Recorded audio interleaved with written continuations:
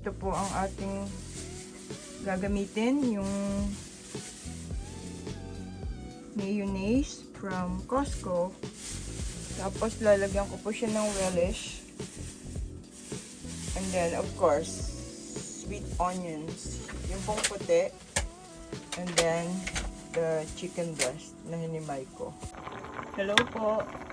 This time, luto tayo ng chicken macaroni salad, or you can call it macaroni chicken salad. Ito pong pasta na to, lulutuin nyo lang ng for 11 minutes. Al dente siya. So, very straightforward po. According to the box, al dente for 11 minutes. No? Ito, dalawa po siyang box kasi pag isa lang. Parang bitin, ang dami ko kasing chicken meat na isasahog. Ito po siya, oh. So, yan ang aking isasahog. Yung pong leftover ko dun sa buong chicken na binili ko dun sa Adonis. Ang nakain ko lang po dun yung dalawang hita at saka yung may pato yung dalawang chicken wings. Tapos, lalagyan ko po siya ng relish. Of course.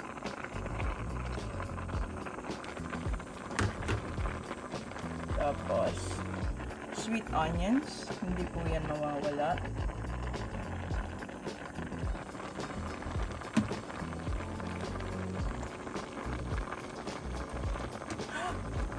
And of course, mayonnaise. Lalaki po kasi ng container sa Costco. Kirkland product yan. Basta po Costco, Kirkland yung kanilang signature product. And then, look at the size, 1.9 liter.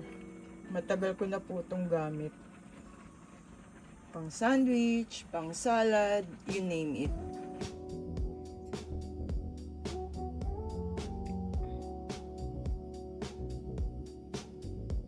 Chicken macaroni salad, P9 version. Yung iba po nilalagyan to ng ng pineapple tidbits. Tapos yung cord and diced apple with skin. Then nilalagyan pa nga po ng iba nung green peppers. Ayoko naman lagyan ng masyadong vegetable, nasisira na po yung yung quality. This one is good enough for me.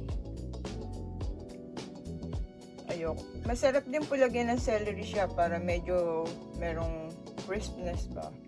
But for me, this is good enough. More than good enough. So, lika, kain na po tayo.